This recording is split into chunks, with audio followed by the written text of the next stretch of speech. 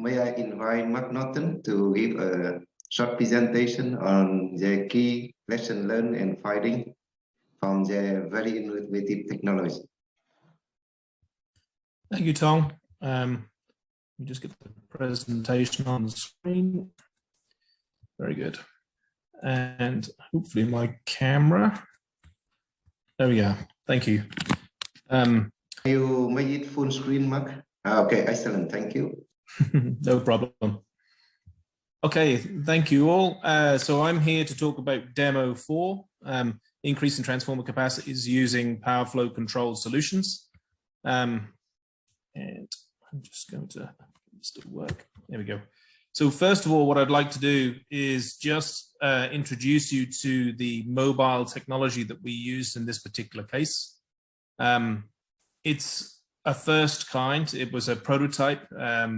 I'll talk a little bit later about where we've moved to since the utilization of this, which is using Power Guardian technology. It's our second generation technology, which introduces an impedance to the line, an inductive impedance.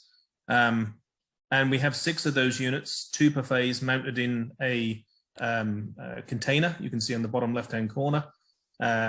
Those retract within the container for movement. So it is designed to be a quick to deploy, rapid device to be brought and to be used in a transitory way. It can stay there for months or years, but we have other fixed solutions if you're looking for something for the life of a project. As a consequence, the use cases, we are looking at directing power flows on transmission and distribution lines. And we see that as one of the key use cases. And as a direct result, we can increase capacity and help to reduce res curtailment. And we can manage abnormal network situations as well, so line outages or construction. So as a consequence, in this particular case, it means doing work in line and you've got equipment out to allow that to take place or a new station. We're doing outages on the network. You've got an abnormal situation to manage. Consequently, we can use this device and its mobile design in order to cover for that. And similarly, for an emergency response, so if there's something that fails on the network, a piece of equipment is brought down by lightning or weather conditions, then the device can also be installed where it hasn't been proposed to be installed before for those kind of situations. And what does it do, or how does it work?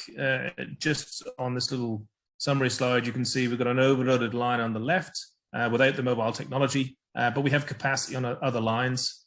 And then on the right, you can see with the device installed at the top, in this little sort of gray box, we can reduce down by increasing the impedance of the line, the power that's flowing through it to a safe level, by redirecting the power that would normally have gone through that line through adjacent parts of the network.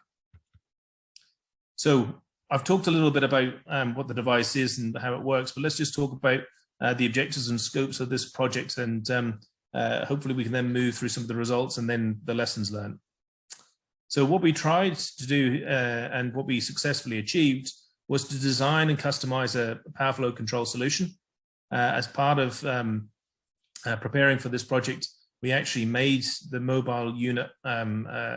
So this was as I say, a prototype of first deployment globally on the system. We put it in to increase the network transfer capability and res curtailment, as I mentioned previously, one of the primary use cases. We tested its ability, and we also wanted to see if it could provide the flexibility to grid services in order to meet the objectives, the wider overall objectives of FLEXITRANSTORE. So this demo proves that what it can do as a technology, but also how does it fit into that wider map of flexibility needs for system operators moving forward. So that's what we set out to do. So let's talk a little bit about how we worked through and what we did to deploy that and to provide those the tests of those objectives.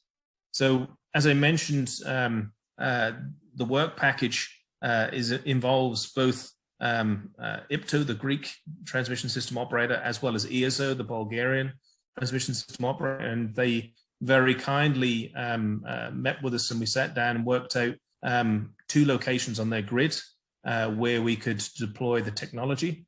And we set out to look at 2 requirements of the European energy transition. So these are the things we targeted: increasing market coupling for the European Union, to increase cross-border capacity, and to facilitate the greater levels of renewable generation through relief of the network constraints. So with those in mind, we sat down and, as I say, found locations where there was high levels of renewables, where there was connections cross-border, that we could actually demonstrate through this project that we were having an effect on that and we were improving, and we'll talk about the results in a second.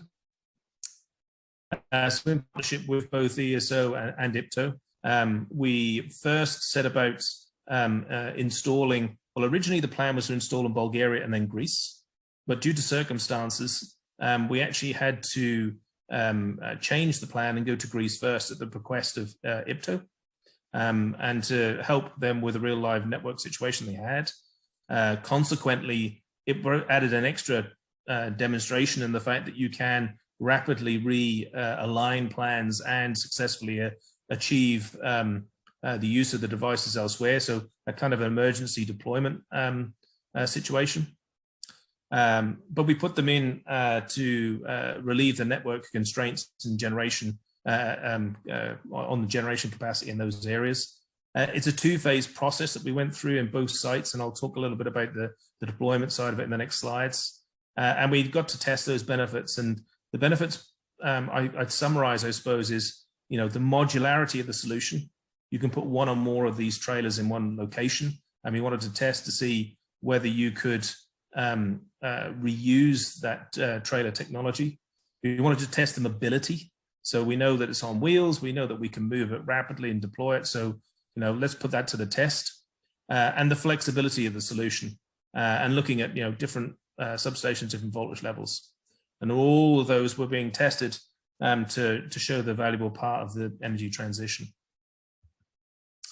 So just talk about them, a couple of slides. Physically, what you can see in front of you is sort of phase 1.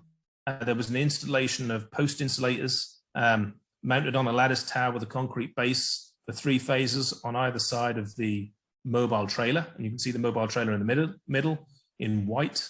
And this was in Greece, and preparation was also made on the overhead line conductors with insulators being added in, and then a bypass piece of conductor, a bow, just put across it prior to installation.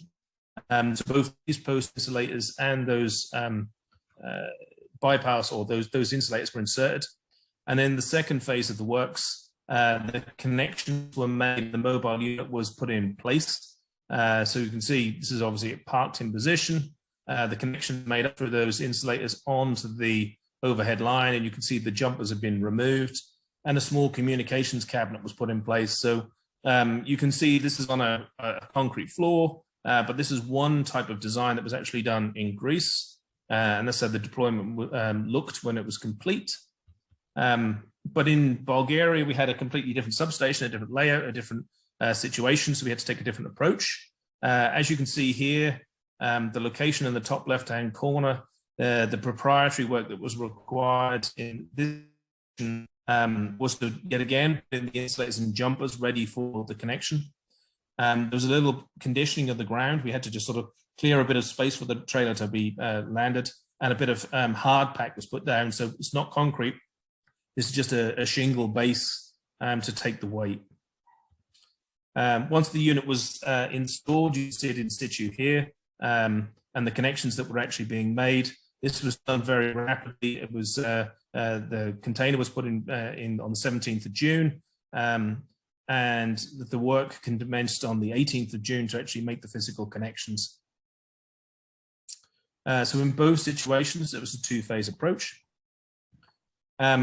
And when we look at the installation and the expected impact that we were looking for from the deployments, what we see here in Greece is the fact that under an N-1 condition, so we can see the Megalopus #2 circuit is out. There was an expectation that there would be an overload on the line. by installing the power flow control device, the expectation was that would be dropped. And you can see in this particular situation, we're talking about a 17% drop in the line loading as a consequence, post-contingency. And in actual fact, when we looked at the results, we can actually see this in action. So here we go along, we put a 50% injection in, you can see a reduction on that circuit that actually occurred, and then a further reduction when we go to 100% output. So the devices don't have to give you all of their increased impedance, they can do it in stages. This is for an intact situation, and overall you can see we get an increase in capacity of about 33 megawatts in this particular proven in this particular situation and this test. And then similarly in an outage situation, we can see the top circuit, the P20 here, has been capped following the outage, and we're seeing that an increase in capacity was achieved on the circuit of around about 17.1 megawatts. So in action, we got to see what we were expecting physically being tested in the system in Greece. And then similarly in Bulgaria, we can see the modeling here, where we have on the top left with the circuit as normal, and then in pink and switched out in this particular image is the power flow control devices, and then we can see the reverse of that in the bottom, and the overall reduction in loading on the lines is just visible. Here we're getting about a 5% reduction. And looking at that in a slightly different way, we can see, stepping from 0 to 50 to 100%, the reduction in line current that we're actually seeing, that equates to around 2.5% of 50% and 5% reduction in when we're using 100% injection from the devices. And here's a physical trace just showing that in action. So you can see 100% injections implied and back to 0% injection. And you can see whilst the injection's in place, there's a difference between the line currents across the time period. We had a number of key performance indicators I was showing on the table at the bottom. I won't go through them in detail now, but essentially we tracked exactly what we were looking for, and you can see that probably the most interesting one is the target value that we're seeing that 90% of rated inductance was delivered throughout the project. So having talked now a little bit about the deployment, having talked a little bit about the results, and you've seen some of the things that we achieved, let's just talk about the real crux of this, which is the lessons learned. What is it we actually achieved out of this? We've put something in, we successfully deployed it, it worked in service, but what have we actually managed to show and demonstrate at the end? Well, first of all, and probably key, at least from the performance, is the fact that we met everything that we wanted in the work program. So all of our objectives, what we set out to do, were successfully tested. We show that we can increase the available transmission capacity of the networks. And you've seen in some cases that could be as much as 15% on the lines in question. So that's a significant increase in capacity. If you look at typical load growth of around about 1 or 2%, that'll buy you many, many years of low growth before you have to go do additional reinforcement. So it's a sizable undertaking and outcome. The MPFC has been proven, so the modular power flow control has been proven to do this dynamically, repeatedly, and accurately. So that's more important probably than even the capacity realized. You want to make sure that you can get to that and you can make it happen when you want it and how you want it, and that what you're asking for will actually be delivered. The power flow control changes can be done manually or automatically. So it gives you a wide spectrum of ways that you might choose to use the devices on the system. And in the test, we actually found that the reactance was comfortably above the nameplate. So there's, we didn't say that we deliver, X percentage of reactance change, and we fell short of that. We were actually had more surplus than we expected. And probably equally important as everything else is the fact that you obviously have to do a lot of this by simulation. So you want to simulate what you expect to be the outcome before you commit yourself to developing a project. And we've seen that the results that we studied or simulated were achieved in real life. So you get what you proposed, you get what you wanted on the tin. That's performance. Let's talk a little bit about deployability now. The devices themselves are delivered in a standard shipping container, so that's very simple to transport and has proven to be simple to transport, both to Greece, from Greece to Bulgaria, and we expect once we move it from the Bulgarian site, the same simplicity in ordering of traction units, moving through roads, and getting the equipment to and from site. The mobile design has been proven to work in both Greece and Bulgaria, so therefore it's met the standards of both countries. So one unit can be used in the same unit can be used in two locations, and with the right testing in advance. When I say testing, I mean examination of the standards. We think that this could be used in a whole range of companies across Europe as it stands today. The connection is very rapid. So the connection to put the unit physically into service was under 5 hours in both cases. So it's a very quick connection time. So that's connection and commissioning. The same unit is capable of being deployed on different voltage levels. Between Greece and Bulgaria, the connections that we put them in at were quite a bit different. So we know that the one unit can be reused in both can be reused at a number of different voltage levels. Really, it's only the insulators on which it's that define whether the full range of voltages it can be installed on. And we've also seen that we've used a number of different, we've been able to install in two quite diversely different station layouts. So we expect that there's a wide range of possibilities there we can meet. And those stations had to be minimally adapted.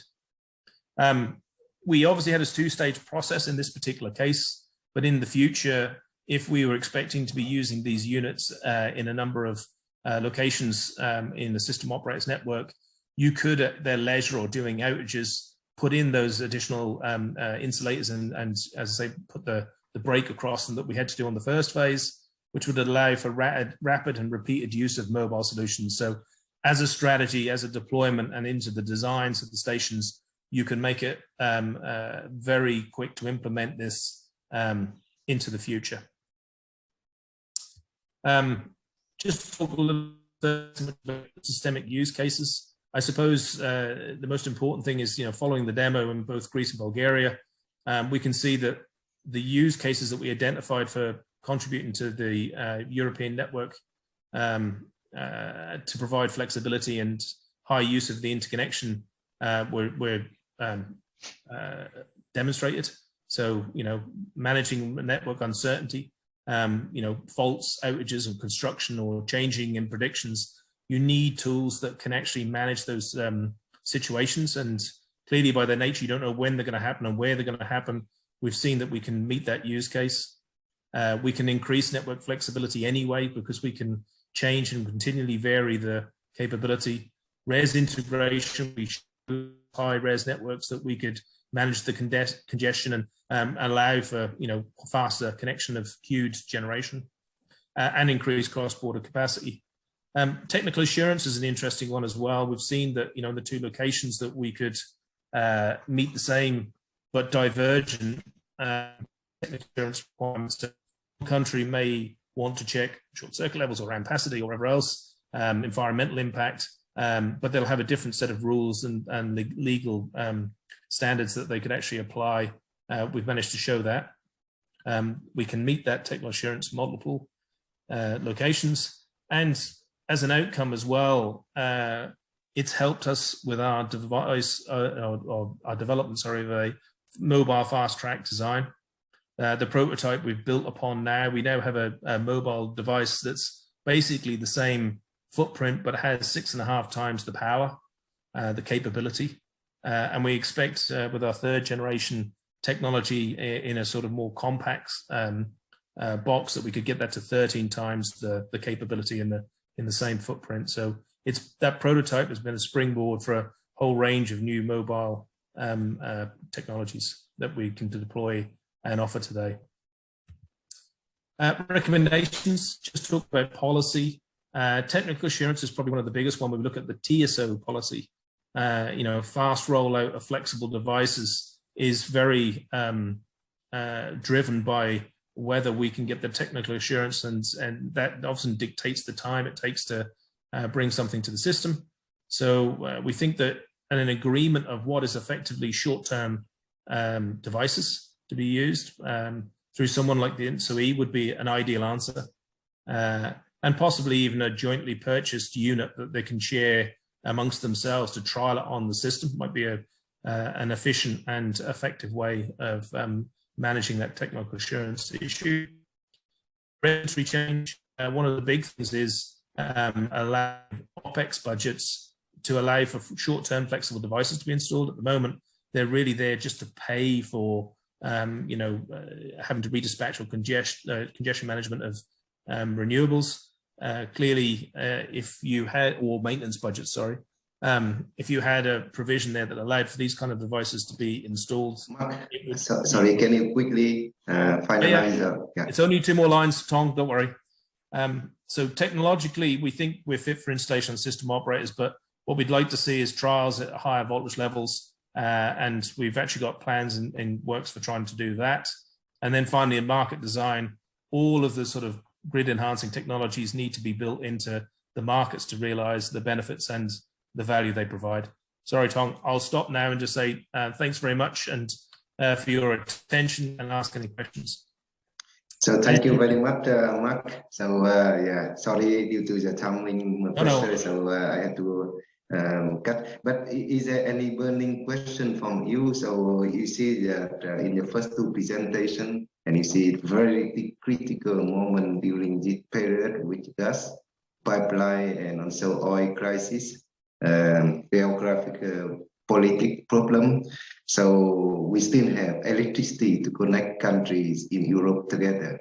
And in order to mobilize the cross-border capacity, this excellent technology from SmartWires, similar to equivalent to transformer phase shifting, but it's cheaper, faster, mobile, but also that dynamic line rating to keep the line in a security, and also to even increase the capacity across the line is very crucial during this period. So thank you very much again, Mark, and also Balin, for the 2 excellent presentation.